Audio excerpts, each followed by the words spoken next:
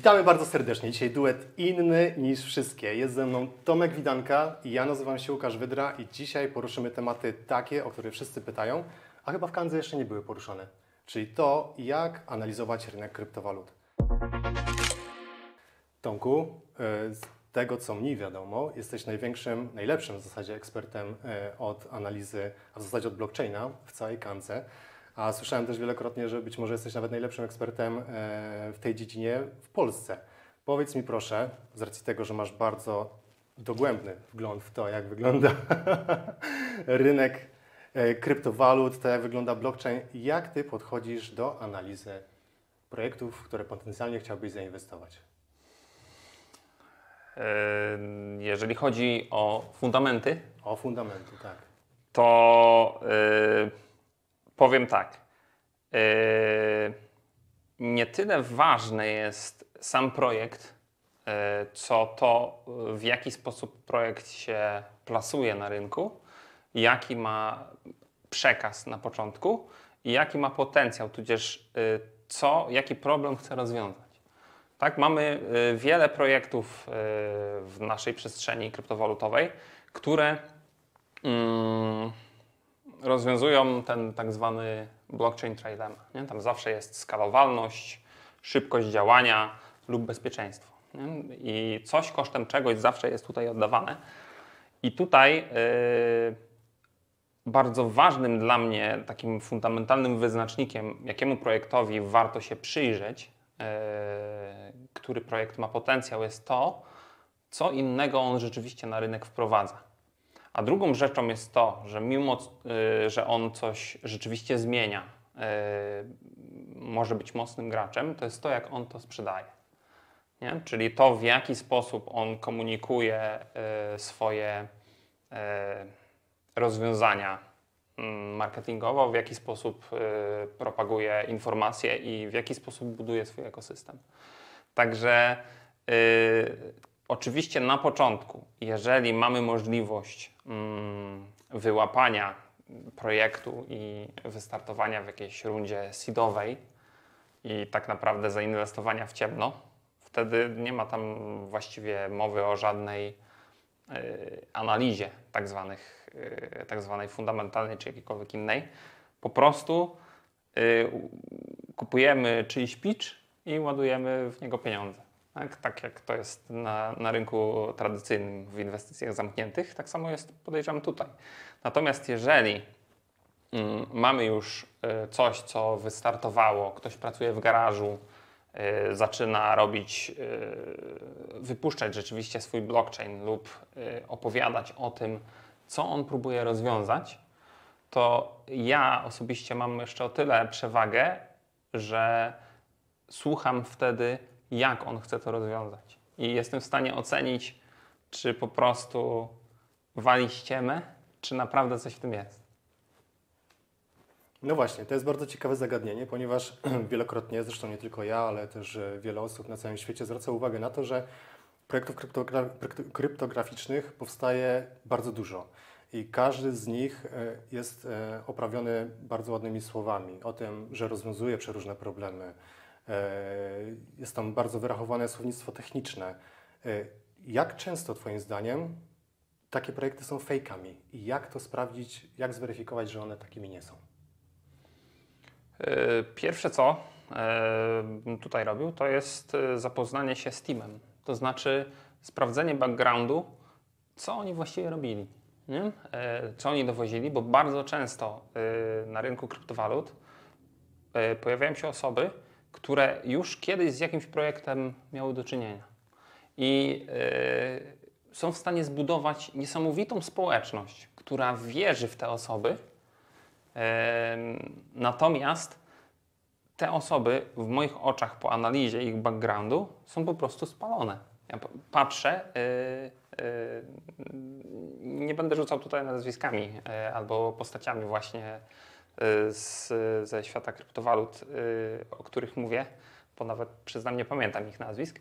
Natomiast spotkałem się właśnie z pitchem jakiegoś takiego nowego projektu innowatorskiego, który miał cholernie mocną społeczność. I tam ludzie autentycznie kupowali to, w co inwestują. Natomiast twórca tego projektu miał za sobą już 2 czy nawet 3 inne projekty kryptowalutowe, które po prostu, nawet jeżeli nie wyszły, porzucił, to zrobił to w takim kiepskim stylu, nie zamknął tego w żaden sposób po sobie, tylko powiedziałbym, zostawił burdę. I to już na dzień dobry dla mnie pali automatycznie ten jego projekt. Fakt faktem, przez to, że ma taką zbudowaną społeczność, całkiem możliwe, że ten projekt zrobi razy 100. Ja nie mówię, że nie. Mamy przykład Dogecoina, który został po prostu zrobiony od niechcenia jako klon Bitcoina, tak zwany meme coin.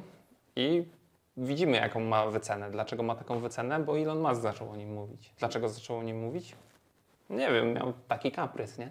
I tego typu rzeczy na rynku żadna analiza nie jest w stanie przewidzieć. Tak? To są rzeczy, które się po prostu zadzieją.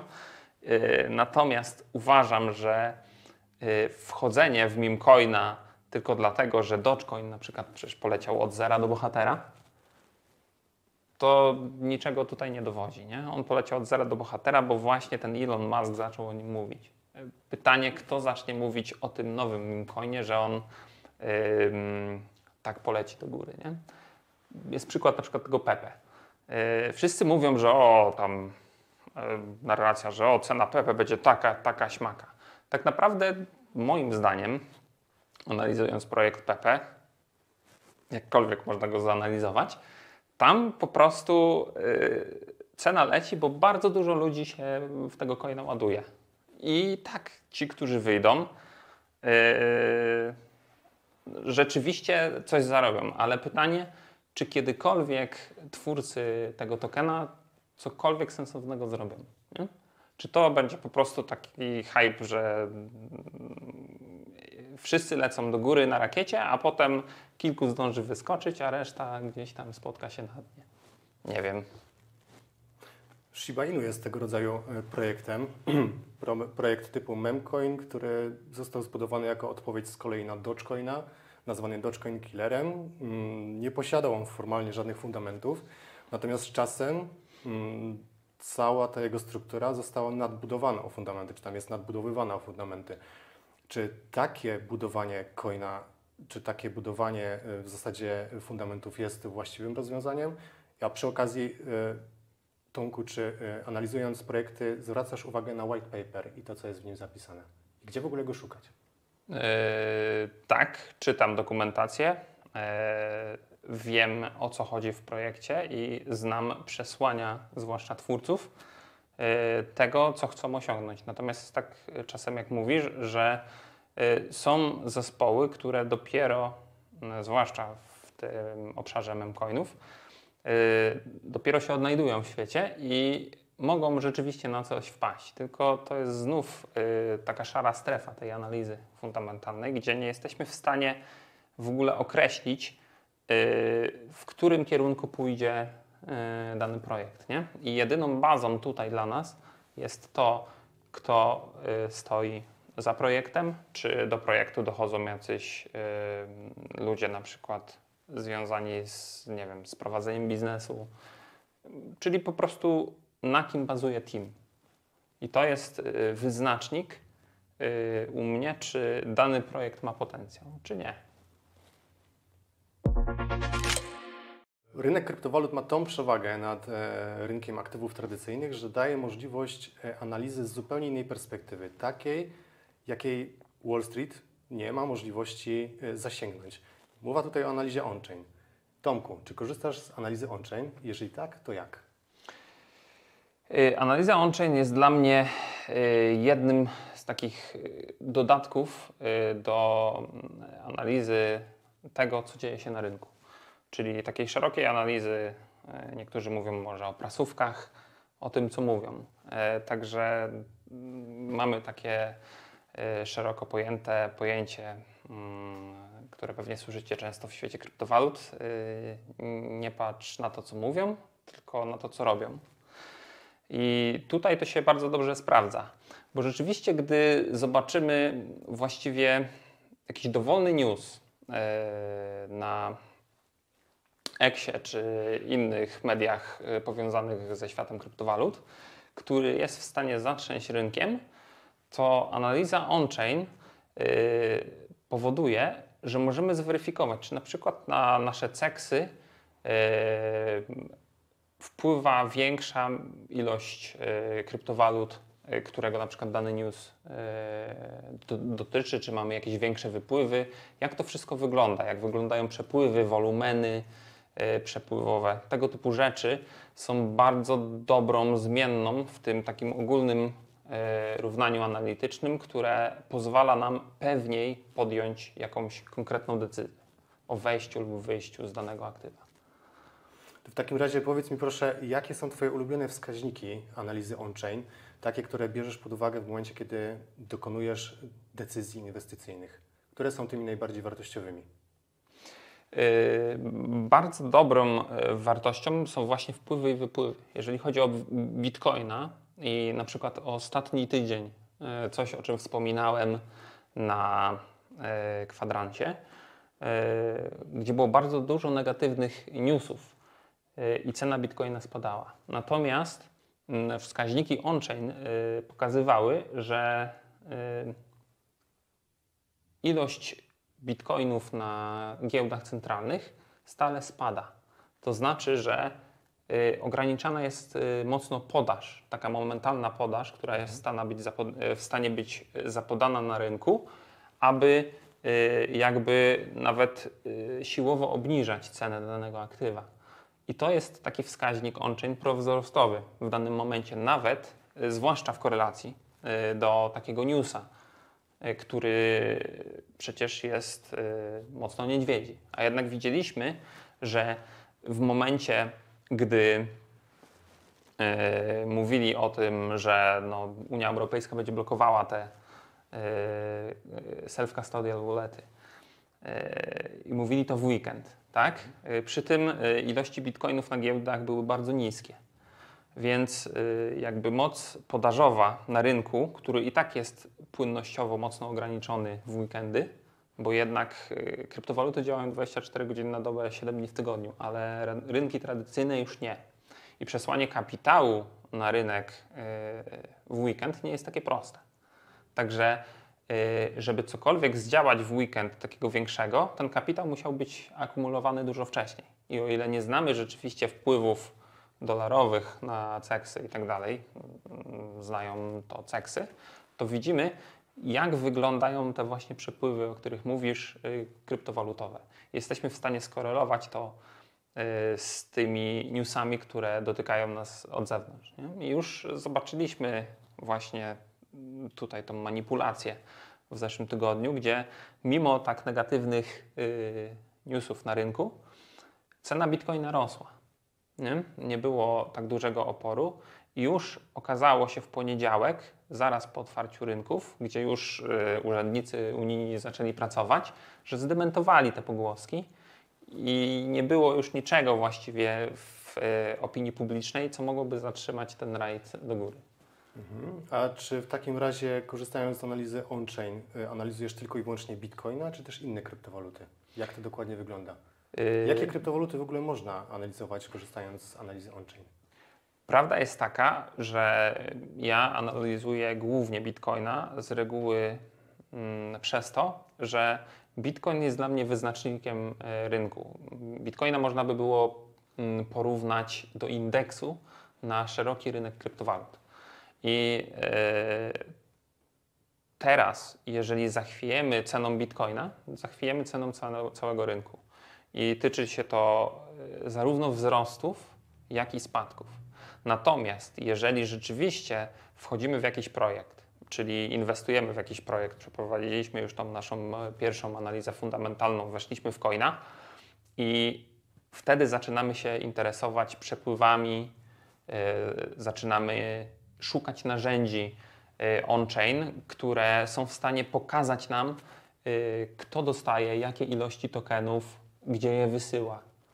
To są naprawdę bardzo mocne i silne wskaźniki do tego, żeby podjąć decyzję, coś mi się tu nie pasuje. Nie? No, wyobraź sobie, że na przykład w świecie kryptowalut były przypadki takie, że projekt mówił, no nasza płynność jest zalokowana, nie można jej ruszyć. I ludzie w to wierzyli, no bo przecież twórcy tak mówili.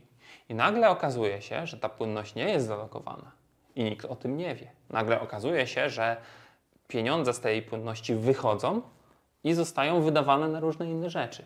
I jeszcze nikt o tym nie wie. A wiesz, kiedy by wiedzieli? Kiedy przeprowadzaliby właśnie analizę on-chain i zobaczyli, zaraz, te pieniądze nie miały prawa się ruszyć, a jednak się ruszyły. I w tym momencie, mimo że jeszcze nikt w sferze publicznej o tym nie wie, my, posiadając odpowiednie narzędzie, jesteśmy w stanie coś zobaczyć wcześniej, wyjść i nawet jeżeli jesteśmy graczem niezbyt jakby uczciwym w stosunku do reszty, zachwiać cenę coina, wypuszczając taką informację w eter, nie? Żeby ten rynek zwalić i może zarobić na szorcie.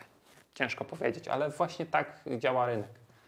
A wskaźniki on-chain są w stanie dać nam naprawdę solidny sygnał w przypadku projektów, w które rzeczywiście weszliśmy.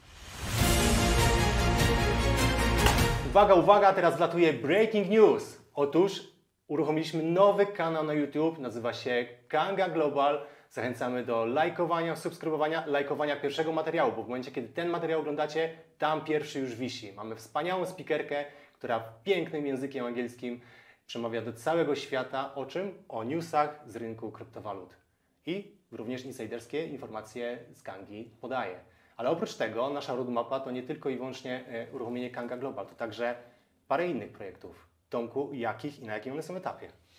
Jesteśmy już na ukończeniu, jeżeli chodzi o nasz nowy program afiliacyjny. Także już w najbliższej przyszłości zapraszamy Was do śledzenia naszych mediów społecznościowych, żeby dowiedzieć się więcej o tym, co będzie on oferował. Naprawdę jest bardzo atrakcyjną ofertą dla nas wszystkich. Tak, oferta naszego programu afiliacyjnego jest na tyle wyjątkowa, że jest wyjątkowo konkurencyjna, wręcz bym powiedział, w stosunku do innych globalnych giełd. I zachęcam do tego, żeby w momencie, kiedy on się pojawi, żeby w nim partycypować. Ale oprócz tego mamy coś jeszcze. Blockchain. Miał być blockchain. Miał być blockchain, będzie Jaki jest blockchain. Tak. Nie powiemy jeszcze, jaki to jest blockchain, natomiast pierwszy blockchain powinien wjechać na Kangę już w przyszłym tygodniu. Czyli lada chwila. Obserwujcie, łapki w górę i do dzieła. No dobra, ale mamy jeszcze trzeci aspekt takiej szeroko rozumianej analizy. Chodzi tu mianowicie o analizę techniczną. Ja osobiście nie jestem jej wielkim fanem, ale wbrew pozorom uważam, że pod wieloma aspektami ona działa. Natomiast wiem, Łukaszu, że Ty interesujesz się analizą techniczną i byłbyś na pewno w stanie powiedzieć coś więcej na ten temat ode mnie, więc co mógłbyś nam opowiedzieć szeroko o analizie technicznej słowem wstępu? Analiza techniczna to taki bardzo specyficzny kawałek chleba i w zasadzie bardzo mnie to cieszy, że tą rozmowę zaczęliśmy od analizy fundamentalnej, przeszliśmy przez analizę on-chain i dochodzimy do analizy technicznej, ponieważ występuje tutaj swego rodzaju gradacja, która powinna postępować w momencie, kiedy analizujemy jakikolwiek projekt, jeżeli oczywiście chcemy dojść też do analizy technicznej samej w sobie. Natomiast analiza techniczna, sam kiedyś ją ignorowałem. Mam nawet taką anegdotkę, bym powiedział, że kiedyś też ignorowałem Bitcoina i średnio na tym wyszedłem. Gdzieś tam pamiętam w latach 2012 plus minus 1 powiedzmy, pierwszy raz o Bitcoinie usłyszałem i pomyślałem sobie, co to takiego, jakiś wirtualny pieniążek. Wirtualny pieniążek, tak?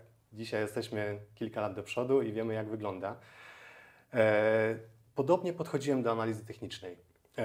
W tamtym okresie, kiedy na temat Bitcoina wypowiedziałem się w taki, a nie inny sposób, wiedziałem na jego temat bardzo niewiele.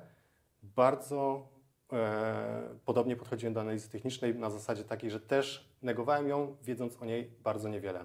W pewnym momencie się na tym złapałem. Kurde, Łukasz, pomyślałem sobie, byłeś kiedyś ignorantem w stosunku do Bitcoina, teraz podobnie podchodzisz do analizy technicznej. Może nie wypada tego robić, może warto się nad tym zastanowić. I postanowiłem, że skoro coś się neguje, to się zaznajomię z tym, co ja w zasadzie neguję. Będę przynajmniej wiedział, o czym mówię. Zacząłem uczyć się analizy technicznej i okazało się, że to nie jest tylko zbiór kresek na wykresie. nie jest to zbiór hipotetycznych punktów, w których cena może się odbić, powędrować w innym kierunku. To jest też szereg przeróżnych wskaźników, które tak naprawdę wiele nam mówią o tym, jak wygląda ruch cenowy. Na przykład wolumen, na przykład RSI. Są też wskaźniki, które są wyciągane na przykład bezpośrednio z analizy on-chain. Być może, a z pewnością kojarzysz hash ribbons. Hash ribbons to jest wskaźnik, który jest ultra perfekcyjny, aczkolwiek zalecam za każdym razem jego stosowanie w porównaniu z innymi wskaźnikami technicznymi. Hash ribbons to jest wskaźnik, który mówi o tym, czy kopanie Bitcoina w danym momencie jest dla górników opłacalne, czy nie. W momencie, kiedy na tym wskaźniku pojawia się sygnał zakupowy, on się pojawił w historii Bitcoina 15 razy, czyli zasadniczo średnio raz na rok, za każdym razem sygnał ten zwiastował wzrosty pod jednym bardzo ważnym warunkiem, że nie był potwierdzony tylko i wyłącznie na wykresie dobowym, ale też na wykresie tygodniowym. Średnio te wzrosty wynosiły, to zależy też w jakim okresie, ale od kilkunastu, w najgorszym wypadku, do nawet kilkuset procent. Więc naprawdę bardzo, bardzo, bardzo dużo. No dobra, ale teraz przedstawiłeś analizę techniczną z takiego długookresowego przedziału, można by było powiedzieć. Tak. Ale mamy coś takiego na rynku jak day trading. I czy byłbyś w stanie odnieść jakąś analizę techniczną do takiego podejmowania decyzji na bieżąco na podstawie takiej analizy ruchu ceny? Czy to jest w ogóle coś, co da się ugryźć? Bo ja przyznam, kiedyś próbowałem i mi nie wychodziło. Przyznam szczerze, że do day tradingu trzeba mieć stalowe nerwy. I nie jest to ta cząstka, którą ja się zajmuję. W day tradingu tak naprawdę wskaźniki mają mniejsze znaczenie. Większe znaczenie mają właśnie te kanały, które rozrysujemy na wykresie. Większe znaczenie mają wszelkie proporcje, flagi i tym podobne. Punkty, czy tam poziomy wsparcia, poziomy oporu i tym podobne. Natomiast tak naprawdę, no tak jak wspomniałem na początku, trzeba mieć tutaj stalowe nerwy, ponieważ każde wybicie, każdy sygnał, który pochodzi gdzieś z zewnątrz, z rynku, może spowodować, że cała ta nasza analiza zostanie kompletnie załamana i gdzieś ten nasz stop loss musi automatycznie zadziałać. Zalecam zabezpieczenie się takim stop lossem w sytuacji, kiedy jesteśmy day traderami. Natomiast ja sam używam analizy technicznej do tego, aby flipować kryptowalutami, czyli na przykład inwestować w altcoiny po to, żeby zwiększać ekspozycję na Bitcoina w późniejszym czasie, ewentualnie szukać punktów zwrotnych na wykresie Bitcoina w momencie, kiedy on osiąga lokalne dno, lokalny szczyt i tym podobne. I nawet przyznam szczerze, że wiele sukcesów w tym aspekcie osiągnąłem. Udało mi się na przykład ustrzelić, powiedzmy tam w granicy 8% się zmieściłem, szczyt kwietniowy z kwietnia 2021 roku bodajże. Listing Coinbase na Nasdaq bodajże wtedy miał miejsce. No to używając tylko i wyłącznie analizy technicznej pomyliłem się o 8%. Jeżeli chodzi o wyznaczenie szczytu. Oczywiście absolutnie nie zalecam szukania szczytu, bo na szczycie i na samym dołku, na szczycie na szczycie sprzeda najwyżej 1, 2, 3 osoby, na samym dołku kupi też najwięcej 1, 2, 3 osoby i zapewne nie będą to te same osoby. Przy czym jeżeli chodzi o szukanie dołków, to analiza techniczna również fantastycznie się sprawdza, ponieważ pokazuje różne dywergencje, chociażby przez taki wskaźnik jak RSI, który w fenomenalny sposób pokazuje, czy siła nabywcza wzrasta, czy nie. No i ja osobiście, na moim Twitterze zresztą można to zobaczyć, wskazałem przy cenie, ojejku, teraz nie pamiętam, dzisiaj sprawdzałem rano, przy cenie 16,800, że jestem już byczo nastawiony do rynku i że od tej pory zaczną się wzrosty. Parę dni później od tej ceny tak naprawdę jeszcze był spadek, też tak o około 8,5%, więc tam Bitcoin zanurkował do 15,8, 15,5, coś takiego, już nie pamiętam dokładnie. W każdym razie analiza techniczna podpowiadała mi, że jesteśmy blisko dna. To był moment, kiedy tak naprawdę większość rynku czekała na poziom wsparcia, który był wyznaczony w okolicach 12 000. Inna część rynku czekała na gap CME, który był do zamknięcia poniżej 10 000, ale już wtedy było wiadomo, że rynek jest byczy. I nawet jeżeli ta cena spadnie do takiego poziomu, to będzie szybki strzał, długi knot i odbicie. Ostatecznie w ogóle nie zdążyła tam spaść. No dobra, powiem, brzmi bardzo przekonująco. Dziękuję. Myślałem, że będzie gorzej. Natomiast ja mam jeden zarzut, jeżeli chodzi o analizę techniczną. Te wszystkie wskaźniki, które tu przytaczasz, RSI, są bardzo szeroko rozumiane przez bardzo dużą rzeszę ludzi. I w moim odczuciu bardzo często analiza techniczna, zwłaszcza jeżeli chodzi o day trading, dlatego o to się wcześniej zapytałem, może zadziałać na zasadzie takiej samospełniającej się przepowiedni. To znaczy, że jest bardzo dużo, można by było powiedzieć w internecie, tego typu szarlatanów, którzy mówią, że jak tu będziemy mieli punkt przegięcia MACD, opadnie coś, tam będzie wskaźnik RSI pokazujący kupuj, to właśnie bardzo dużo osób w tym momencie właśnie będzie się ładowało w rynek.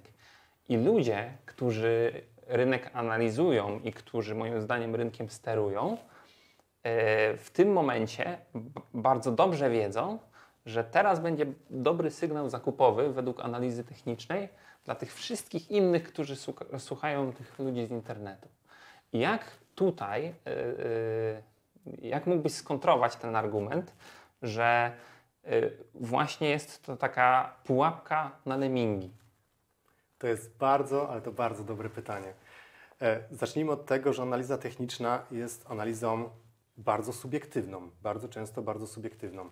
Tak naprawdę jej sprawdzalność wynosi około 70%. To oznacza, że na 7 naszych analiz około 3 będzie totalnie błędnych i to tak totalnie błędnych. Mnie też się zdarzyły takie analizy, gdzie wszystkie wskaźniki krzyczały. W tym momencie odbijamy w dół, że tutaj jest szczyt. Nawet na moim Twitterze takie posty są, one tam cały czas wiszą. Absolutnie się tego nie wstydzę, mimo to cena wybiła wyżej. I ta cena szybowała dużo, dużo wyżej. Także zdaję sobie z tego sprawę, że wskaźniki są kontrolowane również przez osoby, które mają tak jakby duże portfele. Są tutaj wśród nich wieloryby, prawda? One obserwują wskaźniki techniczne, one obserwują sentyment na rynku, z pewnością te wieloryby mają też Twittera. Odpalają sobie czasami najpopularniejszych analityków, sprawdzają, co oni podają i bardzo często kontrują ich zagrania. Natomiast to, o czym mówiliśmy, o tym, jak analiza wygląda, analiza powinna przynajmniej wyglądać, analiza rynków kryptowalutowych w tym wypadku, to także jest ujęcie analizy on-chain. To oznacza, że te narzędzia, które posiadają wieloryby, że oni mogą podglądać nas i sterować ceną, my możemy patrzeć im na ręce również. Czyli zaglądając do analizy on-chain, jesteśmy w stanie przewidzieć, jakie mogą być potencjalne ruchy na rynku. Zresztą Twitter, tudzież X, jakkolwiek tutaj nazwać, jest pełen botów sygnalizujących, w którym momencie jakie przepływy z jakich portfeli pojawiły się na rynku, więc nie trzeba być nawet ekspertem śledzącym analizę on-chain i każdy wykres, chociaż to zalecam, ale wystarczy sobie obserwować odpowiednie boty, które nam podpowiedzą, że w tym momencie na przykład obudził się portfel, który był uśpiony przez, dajmy na to 10 lat i który posiada powiedzmy 5000 bitcoinów, które nagle zostały przesłane na giełdę. No, jest to silny sygnał sprzedażowy, potencjalny silny sygnał sprzedażowy, który mimo dobrej analizy technicznej może nam zasugerować, mimo byczej analizy technicznej, czyli takiej, która sugeruje potencjalny ruch ceny ku górze, może nam zasugerować nadchodzące spadki. No i w tym wypadku wyjście z pozycji byłoby bardzo dobrym rozwiązaniem. No dobra, tak słowem podsumowania wychodzi mi, że te wszystkie światy tych naszych wszystkich analiz się bardzo mocno przeplatają i tak naprawdę jesteśmy w stanie dojść do jednej wspólnej, myślę, konkluzji, że każda z analiz, czy jest to analiza fundamentalna, analiza on-chain, czy analiza techniczna, jest o tyle silniejsza, o ile jest wsparta też czynnikami z innych analiz. Także tutaj jest jedna rada, którą moglibyśmy dać wszystkim właśnie nas tutaj oglądającym, żeby edukować się w tej kwestii i używać wielu analiz naraz i rzeczywiście nie negować żadnej z nich, bo tak jak ja nie lubię tej analizy technicznej właśnie ze względu na to, o czym mówiłem, czyli ta samo spełniająca się przepowiednia, to rzeczywiście łącząc jej elementy z innymi analizami, jesteśmy w stanie podejmować racjonalne i sensowne decyzje na rynku i bronić się przed tymi, którzy chcą zabrać nasze ciężko zarobione pieniądze. Mało tego, jeżeli chcemy naprawdę dobrze zainwestować swoje pieniądze, nie jesteśmy day traderami oczywiście, to pamiętajmy też o właściwej kolejności. Zawsze najpierw sprawdzamy fundamenty. Rynek kryptowalut daje nam możliwość sprawdzenia danych również on-chain. I to jest bardzo ważne, bo możemy ten projekt uwiarygodnić. A dopiero na sam koniec wpada analiza techniczna, która, mimo że jestem jej wielkim fanem, uważam, że jest najmniej istotna w tym wypadku. A jeżeli lubicie i chcecie powiększać swoją wiedzę w zakresie analizy, to zapraszamy oczywiście na Kanga University. Tam mamy mnóstwo materiału, który jest fantastyczną podkładką, fantastyczną bazą do analizy fundamentalnej. A lada chwila, bo to już naprawdę niebawem, to jest bardzo ciepła rzecz, która aktualnie się u nas rodzi. Wleci też bardzo dużo materiału, który będzie dotyczył innego rodzaju analizy. Także zachęcam do obserwowania naszych sociali, ponieważ to już niebawem. Będzie naprawdę bardzo dobry materiał, który będzie poparty nie tylko naszą wiedzą, ale też naprawdę ekspercką literaturą.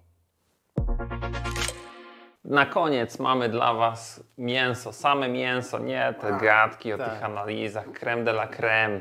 Także fakty faktyczne i mity niemityczne. Mity mityczne. Mity mityczne? Mity mityczne. To są niemityczne, bo to są same fakty. Same fakty. No dobra, mój fakt na dzisiaj jest taki. Czy wiecie, że ludziom więcej czasu zajęło przejście od mieczy z brązu do mieczy żelaznych niż od w ogóle mieczy do broni nuklearnej?